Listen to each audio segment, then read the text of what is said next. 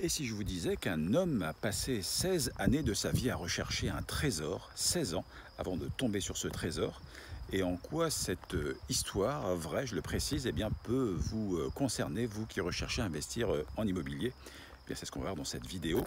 Alors, il y a un premier lien évident entre un chercheur de trésors et puis un chasseur immobilier, un chasseur d'appartements.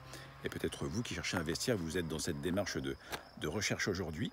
Et il y a un deuxième message dans cette histoire qui doit vous impacter directement. Alors cette aventure, donc ce chercheur de trésors s'appelle Mel Fisher.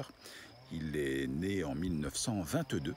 Il est mort en 1985 après avoir recherché pendant 16 années un trésor qui était un bateau espagnol qui s'appelait la Señora de Atocha, admirez l'accent, et bateau qui contenait énormément d'or, de bijoux, une cargaison vraiment importante qui a d'ailleurs contribué au fait qu'il s'abîme en mer. Il y a donc eu, vous vous en doutez, beaucoup de personnes qui ont recherché ce trésor mais sans jamais le chercher. Et ce Mel Fisher eh bien, s'est mis en tête de le retrouver quoi qu'il en coûte. Il a mobilisé beaucoup de temps, beaucoup de ressources, beaucoup de ressources humaines également. Il a même impliqué sa famille.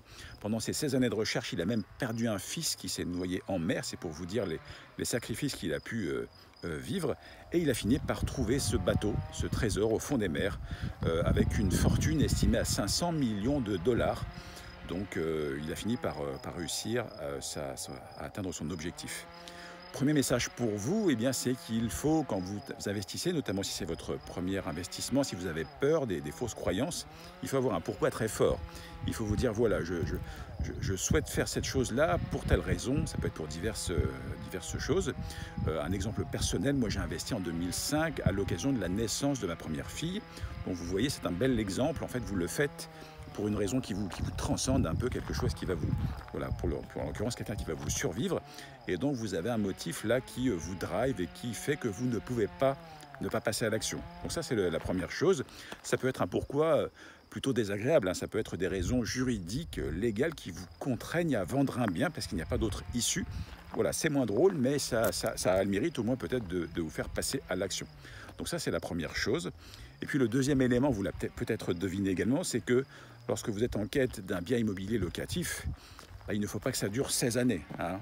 Il faut que ça soit il faut que vos critères, que vos critères de recherche soient en adéquation avec la réalité concrète du marché. Sinon, vous n'allez jamais y arriver et vous allez vous dire que eh bien, vous ne trouvez pas votre perle rare, pour reprendre la métaphore du trésor, mais c'est tout simplement peut-être parce que ce que vous recherchez n'existe pas. J'ai eu beaucoup de cas dans ma carrière de chasseur immobilier, de personnes qui recherchaient soit des rentabilités hors normes qui ne correspondaient pas à la sécurité qu'apporte une grande ville, ou toujours quelque chose qui n'allait pas, mais là effectivement c'est que ça ne venait pas du marché immobilier, mais ça devenait des critères de la personne qui n'étaient pas voilà, compatibles tout simplement avec la réalité. Donc voilà pour les deux messages. Et puis pour que ça ne dure pas non plus des années, eh bien, il y a des méthodes pour cela. Tout simplement, vous devriez vous faire aider par des agents immobiliers, hein, à les pousser des portes, et puis au lieu de vous méfier d'eux, eh bien peut-être vous en faire des alliés, et puis à force de les côtoyer, vous allez peut-être finir par sympathiser particulièrement et avoir quelqu'un de confiance qui va finir par vous trouver un bien, surtout si vous ne lui montrez pas de blanche au niveau de vos finances. Et puis ça peut être tout simplement sur Le Bon Coin, et là ça va vous demander de la réactivité, de la patience, de la pugnacité également, et puis de la disponibilité, ce qui est difficile parfois, hein, avec le métier qu'on peut avoir, mais soit c'est quelque chose que vous pouvez faire, soit vous le déléguez, soit à un professionnel, soit à un tiers, quelqu'un de votre famille qui peut par exemple typiquement aller visiter quand vous ne le pouvez pas, surtout si ça demande de la réactivité. Voilà pour les deux messages de cette histoire de Mel Fisher. Et vous pouvez dire dans les commentaires, par exemple, depuis combien de temps vous recherchez bien ce bien immobilier. Ça peut être un investissement locatif, mais également parfois une maison d'habitation, même si là des délais plus longs peuvent s'entendre. Ou alors votre principale difficulté qui fait que vous avez du mal à trouver ce bien que vous cherchez.